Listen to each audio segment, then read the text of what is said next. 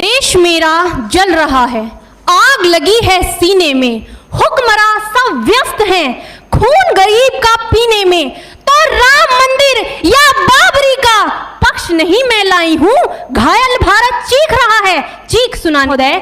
दर्द हद से तब गुजरने लगता है जब मेरी आंखों के सामने ताज, पुलवामा, छत्तीसगढ़ में शहीद हुए जवानों के शत विशत अधजले शरीर के टुकड़े, रेत के टीलों से ऊपर जाती लाशों के ढेर और कश्मीर की खून से सनी लाल रंग की सड़कों के दृश्य सामने आते हैं। उस पर मेरे प्रतिपक्षी महोदय का कहना यह कि मानवाधिकारों की अनुपालना करते हुए देश से उग्रवाद और आतंकवाद को समाप्त किया जा सकता है। महोदय, अब तो हमारा तिरंगा झंडा भी हमसे ये पूछने लगा है कि क्या बात है भारत, आजकल फहराने से ज्यादा मैं कफन में दफनाने के क्यों काम आ रहा हूं। महोदय, हृदय तो उस दिन फट गया जब बूढ़ी मां अपने बेटे के चित्रों को देखकर बोली कि साहब आप तो भर्ती में 1 इंच भी कम नहीं लेते, मैं आधा शरीर कैसे ले लूं।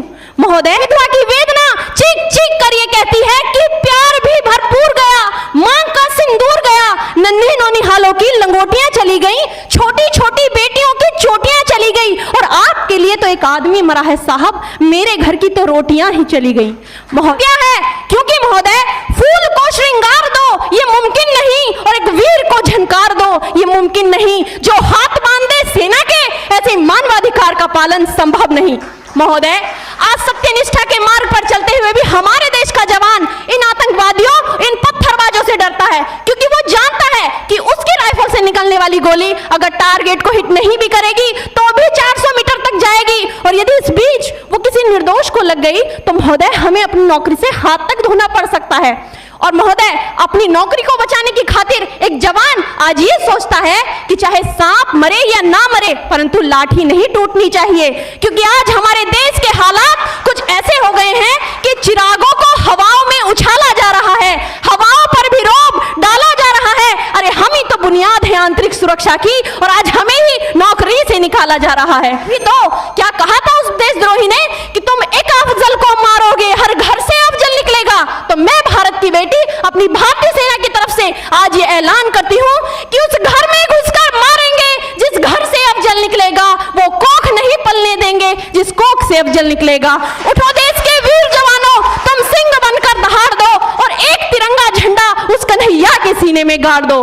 महोदय, अंत में अपनी वाणी को विराम की ओर ले जाते हुए मैं सिर्फ इतना ही कहना चाहूंगी कि नाम की दुहाइयां देने वालों, सीमा पर लड़ा नहीं जाता चरखों से शोलों के आगे, रामायण पढ़ी नहीं जाती सीमा पर गोलों के आगे। धरती के घोर कुहासे को एक सूरज ही हर सकता है, क्योंकि एटम बम से रक्षा केवल एटम बम ही कर सकता है। जय हिंद, जय भारत।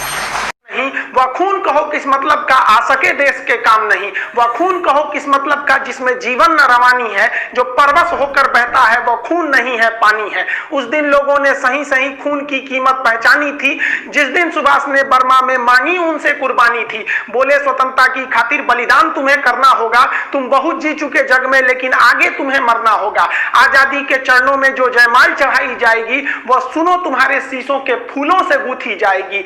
आजादी का संग्राम कहीं पैसों पर खेला जाता है, यह शीश कटाने का सौदा नंगे सर झेला जाता है। अजानू बाहू ऊंची करके वे बोले रक्त तुम मुझे देना, बदले में भारत की आजादी तुम मुझसे लेना। हो गई सभा में उथल पुथल, सीने में दिल न समाते थे, स्वर इंकलाब के नारे कोसों तक छाए जाते थे। हम देंगे देंगे रक्त बस यही शब्द सुनाई देते थे, रण में जाने को युवक खड़े तैयार दिखाई देते थे। बोले सुभाष वह आगे आए जिसके तन में भारतीय खून बहता हो, वह आगे आए जो खुद को हिंदुस्तानी कहता हो, वह आगे आए जो इस खूनी हस्ताक्षर करता हो। मैं कफन बढ़ाता हूं, वह आगे आए जो इसे हंस कर लेता है। सारी जनता हुंकार उठी, हम आते हैं हम आते हैं, माता के चरणों में हम अपना रक्त चढ़ाते हैं।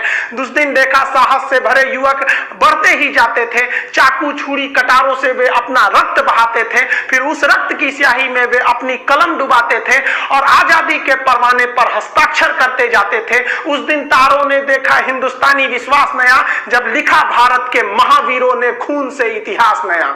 आप सभी देशवासियों को स्वतंत्रता दिवस की हार्दिक शुभकामनाएं।